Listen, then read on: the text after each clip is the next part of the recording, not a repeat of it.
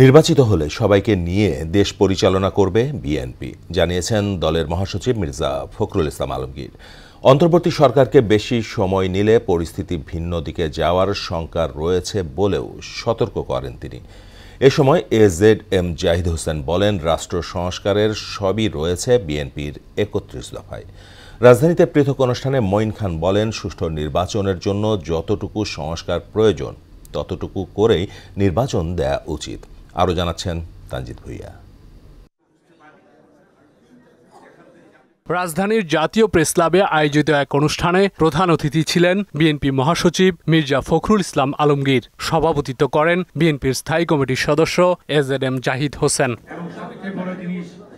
বিএনপির ৩১ দফার মধ্যেই জনগণের আশা আকাঙ্ক্ষার প্রতিফলন ঘটবে বলে মনে করেন দলের স্থায়ী কমিটির সদস্য এজেড.এম জাহিদ হোসেন। জাতীয় ঐক্য দরকার, আর জাতীয় ঐক্যে আজকে নেতৃত্ব দিচ্ছেন বাংলাদেশ জাতীয়তাবাদী দলের ভারপ্রাপ্ত চেয়ারম্যান জনাব তারেক রহমান। আজকে ৩১ দফা জনগণের দফা, এটা বিএনপির দফা নয়, এটা একটি দলের দফা নয়। আমরা যারা যুগপৎ আন্দোলনে ছিলাম তাদের সবার দফা হচ্ছে ৩১ দফা রাষ্ট্র সংস্কারের কর্মসূচি।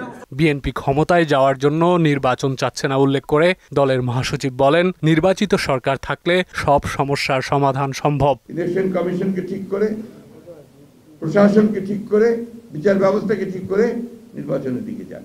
বাকিগুলো যারা নির্বাচিত হয়ে আসবে তারা করবে। আমরা তো এটাও বলেছি যে নির্বাচিত হয়ে আসতে পারলে আমরা একা দেশ চালাবো না, আমরা একটা জাতীয় সরকারের মধ্যে সমস্ত দলগুলোকে নিয়ে যারা আমাদের সঙ্গে আন্দোলন করেছে তাদেরকে নিয়ে আমরা দেশ চালাবো। আমরা চাই যে আপনারা সফল হন। প্রথম দিনই আমরা বলেছি যে এই সরকারের সাফল্য মানে আমাদের সাফল্য, এই সরকারের সাফল্য মানে জনগণের সাফল্য, এই সরকারের সাফল্য মানে এই গণ অভ্যুত্থানের সাফল্য। রাজধানীতে আলাদা অনুষ্ঠানে অংশ নেন বিএনপির স্থায়ী কমিটির সদস্য আব্দুল মঈন খান। তিনি বলেন, সংস্কার একটি চলমান প্রক্রিয়া, এটি কখনো থেমে থাকে না। সংস্কার শেষে নির্বাচন কোনো যৌক্তিক কথা নয়।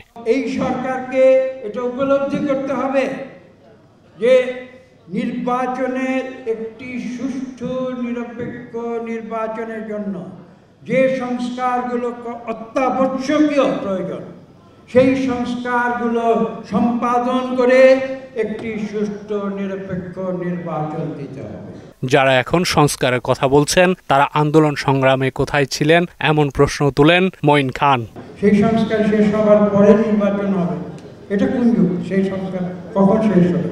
সংস্কার তো শেষ হওয়ার বিষয়, সংস্কার হচ্ছে চলমান। তানজিদ ভুইয়া, মোহনা সংবাদ, ঢাকা।